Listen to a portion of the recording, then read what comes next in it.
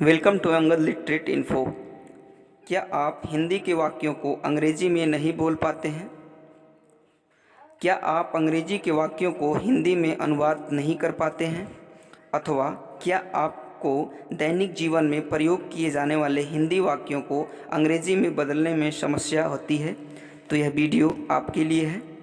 इस वीडियो में हम आपको आमतौर पर जो वाक्य हिंदी में बोले जाते हैं और आप उन्हें अंग्रेजी में नहीं बोल पाते हैं, तो उन वाक्यों को मैं अंग्रेजी में अनुवाद करके आपके साथ साझा करना चाहूँगा और साथ ही साथ अनुवाद करने का तरीका भी आपको बताऊँगा, ताकि आप बेहतर ढंग से हिंदी के वाक्य को अंग्रेजी में बदल पाएँ। उम्मीद करता हूँ आप इस वीडियो को देखकर व सुनकर इस तरह के वाक्यों को अंग्रेजी में अवश्य बोल पाएंगे व लिख पाएंगे।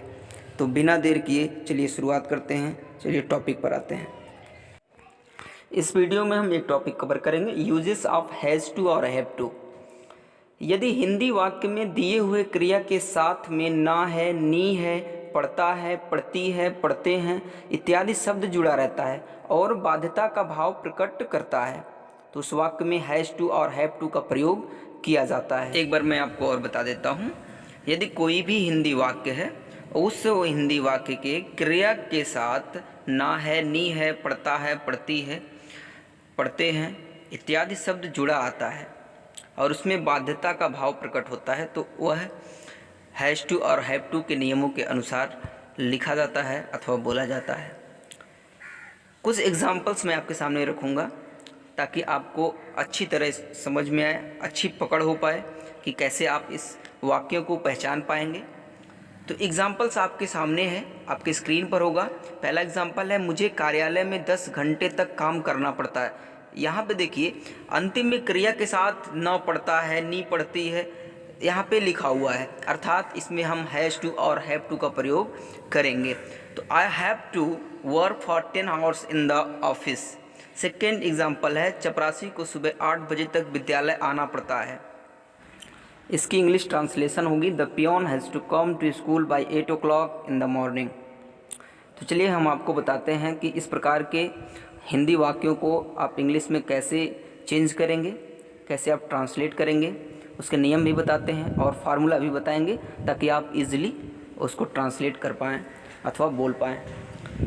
फार्मूला यही है कि सबसे पहले आप फर्स्ट सब्जेक्ट का यूज करेंगे, उसके बाद में हैज़ या और हैव, या तो हैज़ का प्रयोग करेंगे या तो हैव का प्रयोग करेंगे। उसके बाद में टू का प्रयोग करेंगे।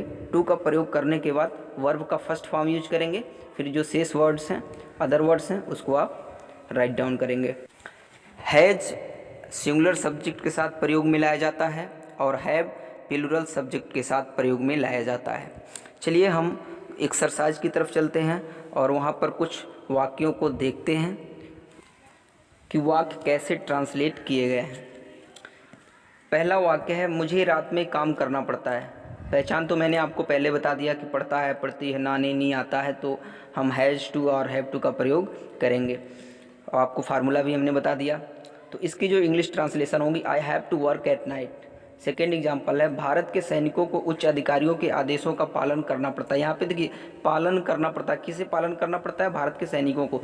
तो the soldiers of India have to obey the order of higher officers. Third example है, शीला को प्रतिदिन 50 लोगों के लिए भोजन बनाना पड़ता है।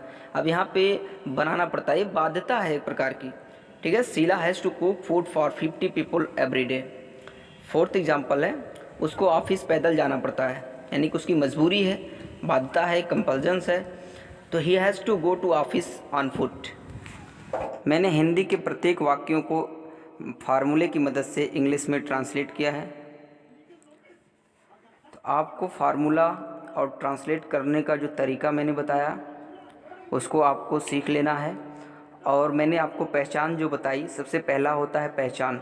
बिना पहचान किए आप फार्मूले का प्रयोग नहीं कर पाएंगे। तो सबसे पहला है चीज़ है कि आप पहचान करिए वाक्यों का। उसके बाद में पहचानने के बाद कि हाँ ये हैज़ टू और हैव टू, ठीक है, प्रयोग करने वाला वाक्य है, तो आप वहाँ पर इन फार्मूले का प्रयोग करके वाक्य को फॉर्म करिए।